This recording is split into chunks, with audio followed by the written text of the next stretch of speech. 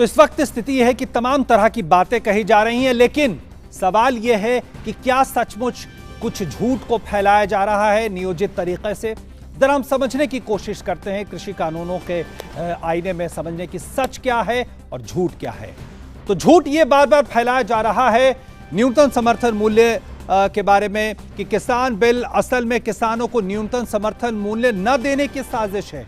सच क्या है, जरा इस पर नजर डालते हैं। सच यह है कि किसान बिल का न्यूनतम समर्थन मूल्य से कोई लेना देना नहीं है और एमएसपी दिया जा रहा है और भविष्य में भी दिया जाता रहेगा। यह हम आंकड़े में भी आपको थोड़ी देर बाद हम बताएंगे और ये आंकड़े इस बात की पुष्टि करते हैं। एक झूठ कि मंडियों का क्या होगा, और झूठ यह फैला जा रहा है कि अब मंडियां खत्म हो जाएंगी। सच ये है, जरा सच पे हम नजर डाल लेते हैं। सच ये है कि मंडी सिस्टम जैसा है वैसा ही रहेगा, उसके बारे में कुछ भी नई बात नहीं कही गई है। तो मंडी सिस्टम भी बरकरार रहेगा, जैसा कि ये तथ्य भी आपको दिखा रहा। अगली बात कि किसान विरोधी है जो तमाम बिल हैं, 3 बिल की बात जो हो रही है। झूठ ये फैलाया जा रहा है कि किसानों के खिलाफ है किसान बिल, लेकिन सच क्या है? सच ये है कि किसान बिल से किसानों को आजादी मिलती है।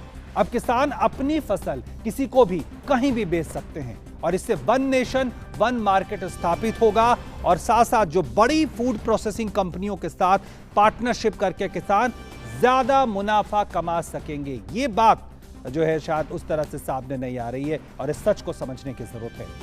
एक बड़ी बात कि बड़ी कंपनियां शोषण करेगी। झूठ यह फैलाया जा रहा है कि कॉन्ट्रैक्ट के नाम पर बड़ी कंपनियां किसानों का शोषण करेंगी। सच क्या है? सच यह है कि समझौते से किसानों को पहले से तय दाम मिलेंगे, पहले से दाम तय हो जाएगा और वही दाम मिलेंगे, लेकिन किसान को उसके हितों के खिलाफ नहीं बांधा जा सकता है। इसके भी प्रावधान है।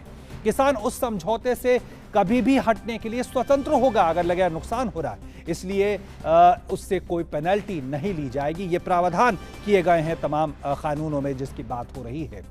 एक और झूठ फैलाया जा रहा है कि किसानों की जमीन पूंजीपतियों को दे दी जाएगी। ये झूठ फैलाया जा रहा है। सच ये है कि बिल में साफ तौर पे ये कहा गया है कि किसानों की जमीन की बिक्री, लीज और गिरवी रखना पूरी तरह प्रतिबंधित है। समझौता फसलों का होगा, जमीन का नहीं। ये बात बहुत ध्यान में रखने वाली बात है। एक और बात कही जा रही है, एक और झूठ फैलाया जा रहा है कि किसानों को नुकसान है इससे। और झूठ क्या है कि किसान बिल से बड़े कॉरपोरेट को फायदा है, किसानों को नुकसान है। सच क्या है जरा हम जान लेते हैं। सच ये है कि कई राज्यों में बड़े कॉरपोरेशंस के साथ मिलकर किसान गन्ना, चाय, कॉफी जैसी फसल उगा रहे हैं जो कैश क्रॉप है, और अब छोटे किसानों को ज्यादा फायदा मिलेगा और उन्हें तकनीक और पक्के मुनाफे का भरोसा भी मिलेगा। ये सच है। अब जरा इन तमाम चीजों को आंकड़ों के जरिए समझने की कोशिश करते हैं। आंकड़े जमीन पर जो हैं वो क्या कहते हैं। तो पहले हम देख लेते हैं कि क्या क्या कदम उठाए गए हैं अभी तक का जो है किसान कल्याण जिस तरह से सरकार की प्राथमिकता रही है। किसानों की आय दोगुना करने पर तेजी से काम हो रहा है। उसी की श्रृंखला में इन कदमों को भी, इन कानूनों को भी देखा जाना चाहिए और देखा जा रहा है, जिसका फायदा भी मिल रहा है और वो आंकड़े भी आपके सामने आएंगे। इसके बाद क्या, किसानों को बिचौलियों के चुंगल से आजादी मिल रही है। अब सीधे उन तक मुनाफा, जो बीच में जो बिचौलिए थे, जो नुकसान करते थे, उनको एक तरह से बाहर किया गया है। उपज को इच्छानुसार मूल्य पर बेचने की स्वतंत्रता दी गई है। ये बात समझने की जरूरत है। साथ साथ किसानों को का बाजार सिर्फ स्थानीय मंडी तक सीमित नहीं होगा, उनकी मजबूरी नहीं होगी, वो देश में कहीं भी बेच सकते हैं जहां उनको फायदा मिलेगा। तो राष्ट्रीय बाजार में नए अवसर अब किसानों के दरवाजे पे है, किसानों के हाथ में है। और आगे देखते हैं क्या बात है कि किसानों का एक देश एक बाजार का सपना सच हो गया है। अब ई मंडी जैसे भी उपाय हैं जिसके जरिए पूरे देश में बेचा जा सकता है। एमएसपी को प्रभावित करने वाला और कुछ भी नहीं है नए कानून में, जैसा मैंने पहले भी कहा और जैसा कि तमाम बिल के प्रावधान भी कहते हैं। सरकार की प्रतिबद्धता जारी रहेगी, ये एमएसपी को लेकर सरकार ने बार बार कहा है और तमाम बयान भी लगातार है, प्रधानमंत्री भी खुद कह रहे हैं।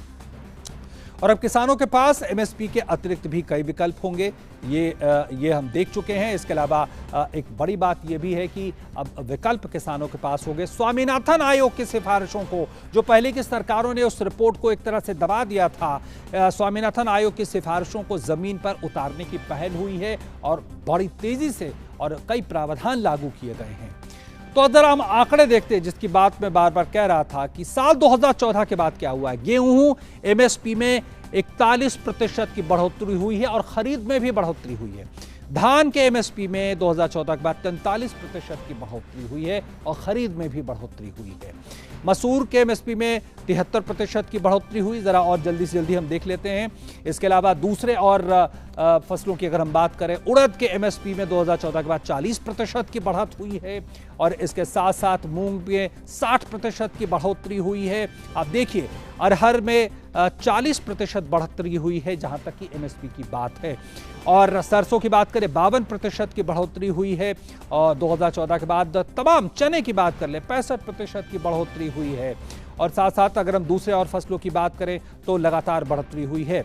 और गेहूं की खरीद की मात्रा, ये आप जरा आंकड़ा देखिए, गेहूं की खरीद का मात्रा बढ़ा है 73% तक, धान के खरीद का मात्रा 114% तक बढ़ा है 2014 के बाद के ये आंकड़े हैं जो अपने आप अपनी गवाही देते हैं। और 2009 से 2014 तक का जो है किसानों को मात्र 1.52 लाख मीट्रिक टन दाल खरीदी गई थी सरकार के द्वारा एमएसपी पर। अब देखिए 2014 से 19 के बीच का आप देखिए 76.85 लाख मीट्रिक टन दाल की खरीद हुई। एक बड़ी छलांग हम देख सकते हैं और ये छलांग देखिए कितना 4962% की ये छलांग है। तो ये दिखाता है किस तरह से किसान कल्याण प्राथमिकता में लगातार रहा है। और इसके अलावा फसल बीमा से किसानों को एक सुरक्षा कवच मिला है। तमाम तरह की जो आपदाएं आती थी उससे एक सुरक्षा कवच मिला है, मुनाफे को सुनिश्चित करने में मदद मिली है। और आगे और क्या तथ्य हैं, बीमित किसानों की संख्या यानी जिनको बीमा का लाभ मिल रहा है 6.66 करोड़ से बढ़कर अब 13 करोड़ से ज्यादा हो गई है। तो जो सुरक्षा कवच है वो लगातार अपना काम कर रहा है।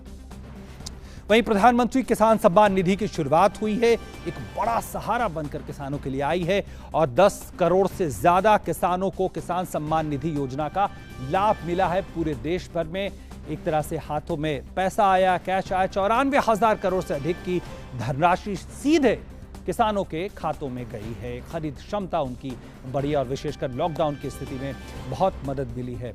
और प्रधानमंत्री किसान पेंशन योजना की शुरुआत भी हुई है, एक बड़ा सहारा जो वृद्ध किसान हैं और इसके तहत 19.9 लाख किसान इससे जुड़े हैं और उनको एक तरह से सहारा मिला है जो बेहद महत्वपूर्ण है।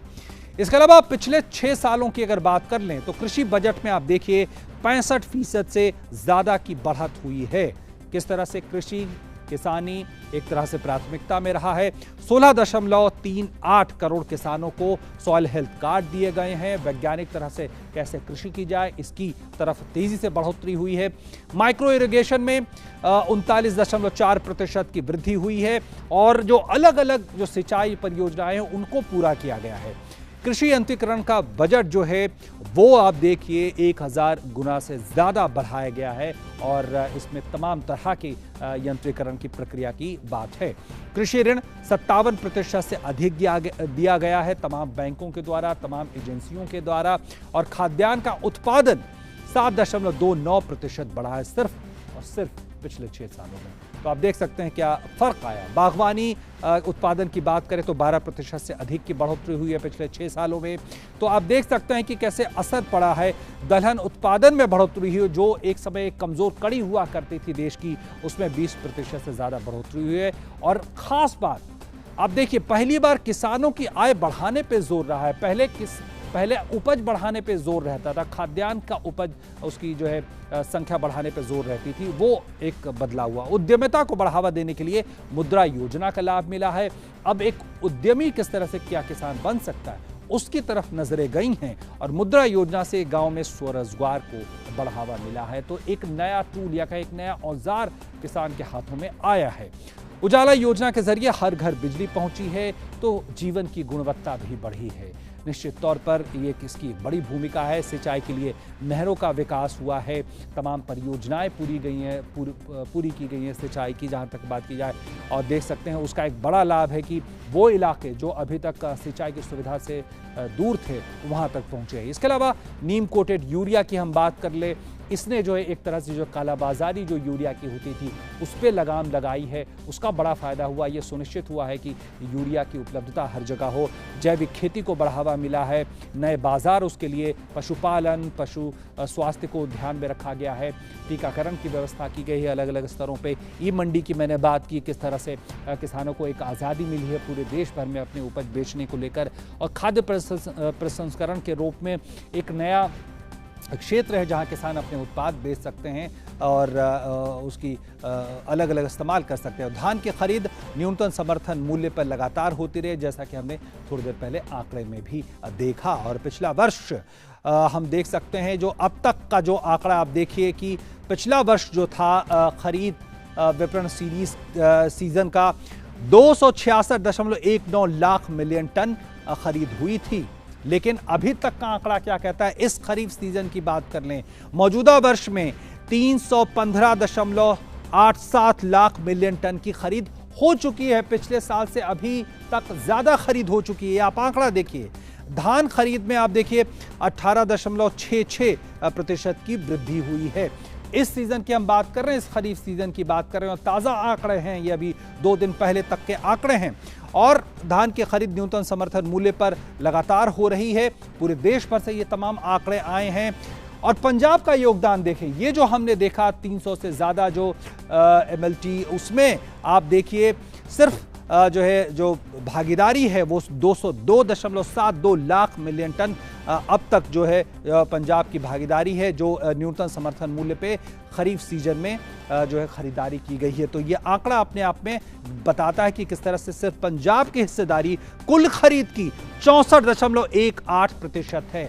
इस साल ये खरीफ सीजन जो है उसके आंकड़े आपके सामने हैं, और ये साफ तौर पर एक तस्वीर रखते हैं कि किस तरह से न्यूनतम समर्थन मूल्य पे खरीदारी लगातार हो रही है। उसके आंकड़े पिछले साल के मुकाबले ज़्यादा सामने आ रहे हैं। तो ये तस्वीर बिल्कुल अब एक तरह से आंकड़ों के ज़रिए भी और तमाम तथ्यों के ज़रिए हमारे सामने ये चीज़ें आ रही हैं।